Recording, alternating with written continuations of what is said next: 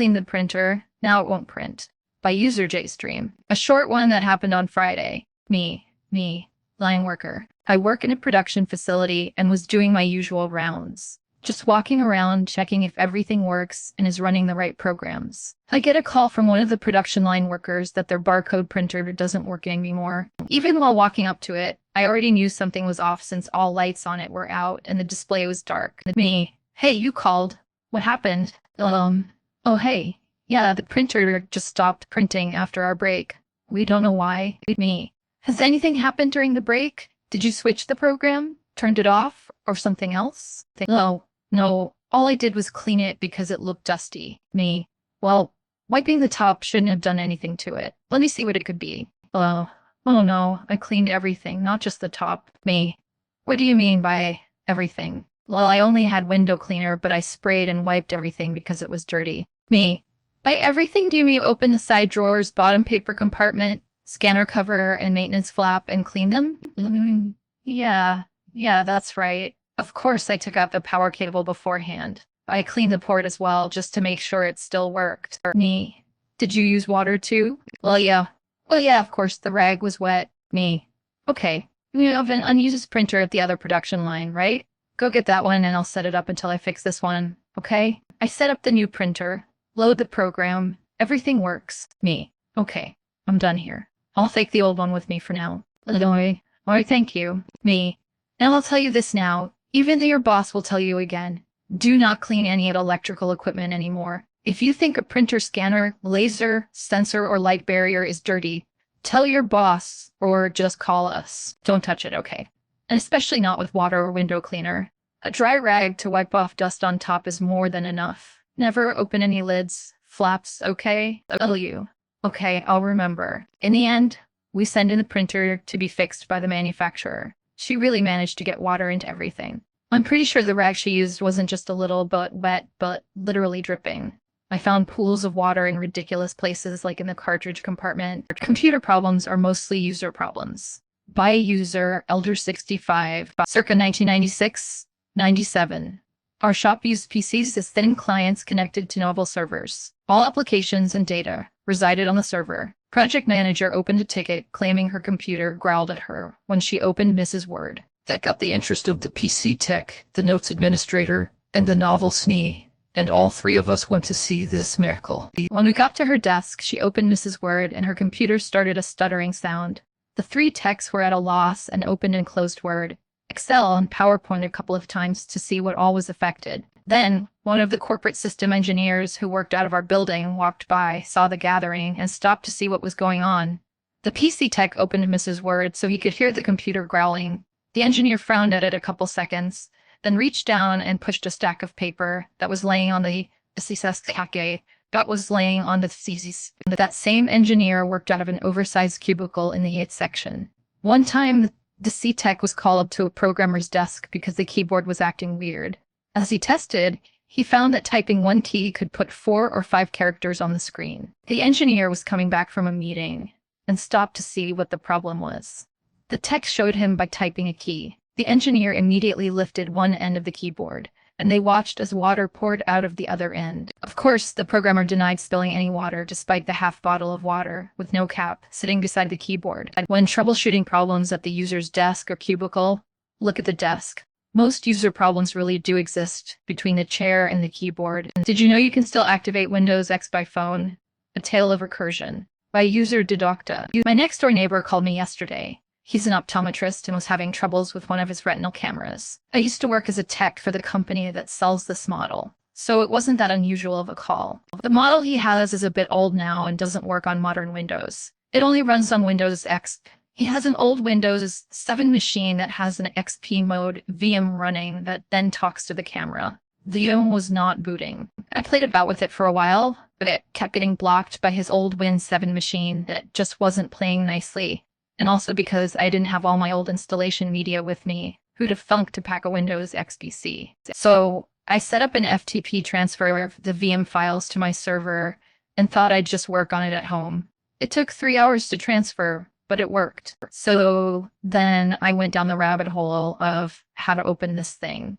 VirtualBox didn't want a bar of them, and Windows have removed the installer for their XP mode VM. I eventually found a working copy of the installer, but surprise, surprise, it only runs on Win 7. So, I used VirtualBox to set up a Windows 7 machine, and I installed the XP mode software. It all took my while, but eventually I had that set up. I copied over the VM files and launched. Same error, but at least I was back to square one. I found I had an old XP ISO, so I loaded that into the virtual CD drive. I used it to run a repair on the VM build and success. Or so I thought. XP now wanted to be activated. Oh god, can you still activate execs? Apparently you can. I dialed the toll-free number, and after only 20 minutes of typing in the longest activation code in the world, I get the thing activated. X boots, I hold my breath. Is this it? Would it let me in? No activation page, good start. But then it asks for the username and password. I don't know username and password. I called my neighbor. He doesn't know it either. Of course not. Why would he? I go back through my setup files, and yes, I have the name password changer ISO. I load that into the CD drive of the XP VM and restart. Menu, tiny writing. Where are my glasses? Main account, kill password, reset. Now I just have to copy it all back and see if it works on their machine. Wish me luck. Those little moments of winning. By user Pajarama, we have a very high maintenance client with a very entitled user base. Their boss is completely bipolar, and you have no idea which one you are going to get. It could be the one who defends us and screams my staff are for. So today I had a rather snarky ticket come in about recent new users in a branch office being unable to get the company apps on their iPhones. They were blatantly blaming the documentation that I wrote and frequently update, as the last batch of users have all had problems. The person sending the ticket CC'd in the boss and delightfully included all the errors they were getting on the phones. The errors in Outlook all showed device not registered, which means all the users skipped the Intune enrollment. The very well documented and detailed enrollment instructions, with a big all bold red and caps heading of "Do not skip this part.